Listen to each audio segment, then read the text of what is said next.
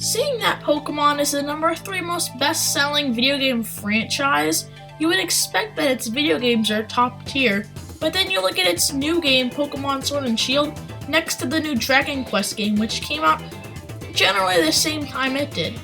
Even though the new Pokemon game, Sword and Shield, may have a bit of controversy, the franchise does have a bunch of top tier games.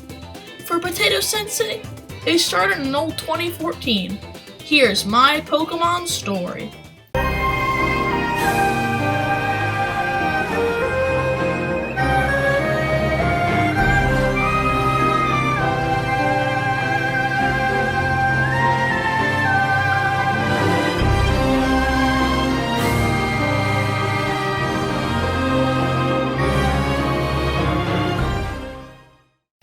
Christmas 2014.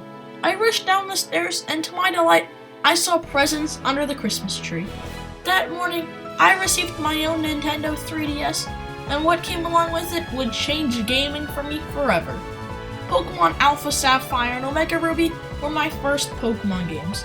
Alpha Sapphire came first because of personal preference, but they are both practically identical, except for some minor changes like the legendary Pokemon.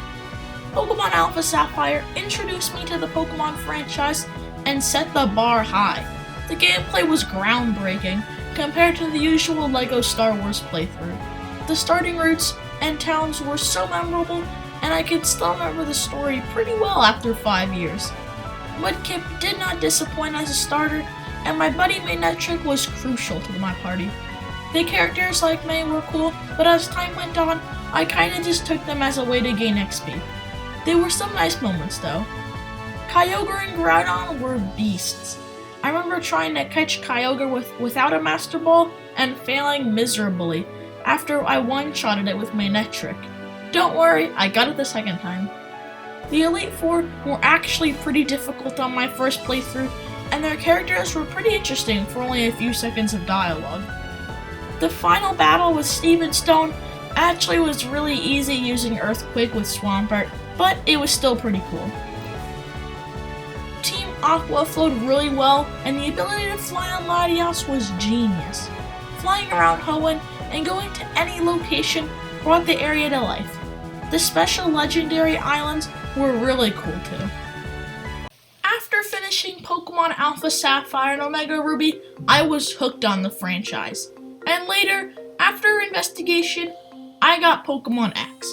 Now this game was a lot of fun to start out. The biking was cool, my starter Greninja, or Final Evolution Greninja was really cool, the Pokemon along the way were really nice, and the music was on point. The only problem I had with that game was that it was kind of forgettable. The characters, I can hardly even remember them. The Team Flare, I can only remember their boss and some of the battles. I never really remember them like I did with Team Aqua. Now, I did like the game, it was really cool, and the whole Lucario arc was really nice. It was a lot of fun and further satisfied my tastes in the Pokemon franchise. It was a lot of fun, but the game was pretty forgettable for the time. I can hardly remember the story at all, and the Elite Four were kind of not as interesting as Alpha Sapphire and Omega Ruby. A while later, probably around 2016, I saw that Pokemon Sun and Moon were launching soon. I received this game at Christmas 2016, I believe, and boy was I in for a treat. It wasn't just because I love beach areas, or maybe it was, but that's not the point. Pokemon Sun was a joy to play. The game felt complete. The starters were all amazing, and every area had so many details to explore. I was kinda happy this game had some pixelation, because it made everything look just that much better. The new island challenges changed up the formula and worked great. Some may criticize the game for a long tutorial, but it actually did stuff compared to Pokemon Sword and Shield. It developed characters, showed Wally City, I think that's what you call it. Gosh, I love that place. And housed Lima's trial, which was actually pretty cool for a first trial. The music was overwhelmingly good and atmospheric too. Tracks like the Coney City, Malay City, and Lima's trial, I think it's Verdant Cavern, were really good. The new Pokemon were well thought out and great new additions. Pokemon like Vikavolt Alolan Executor, Linerock, and more just blew me away. The regional variants were so cool to see, seeing how many Pokemon there are. Game Freak will eventually run out of new ideas sometime or another, so this is a smart decision. The legendaries like Solgaleo and Lunala, I think that's what they're called, were really well designed too. All in all, I loved Pokemon Sun. It was a strong entry in the franchise. Ever since Pokemon Sword and Shield came out, it's been smashed with bad reviews, mixed reviews, and the reviews are just all over the place. Some people love it, some people hate it, some people are in the middle. I got Pokemon Shield the day it launched, and I was so excited. I made a whole video about how hyped I was for the game, and it kind of let me down in some aspects and really made me happy in others. The wild area, for example, was really cool, but oh my gosh, the consistency is so off.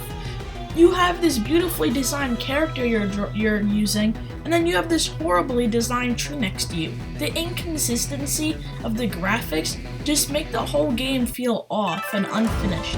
The tutorial was not that great either. Even though it was a bit shorter, it was still really slow. And right now I'm almost at the end. I'm already beat the 8th gym and I'm at the very end of the game, but I haven't heard almost anything about the legendary Pokemon at all. There was only a short little cutscene at the start, and they kind of almost forgot about it for the entire thing, except showing you some little, just like murals and stuff from past ages about the legendaries, which I didn't find it that interesting. The Pokemon are pretty cool, but overall the game felt unfinished. It was a lot of fun though. They were pretty cool. The Rotom bike was a little bit of a step down from all the ride Pokemon from Sun and Moon, but it was still a lot of fun. Some of the gyms were really good design too. This, I think it's like Colorful Forest was really beautiful.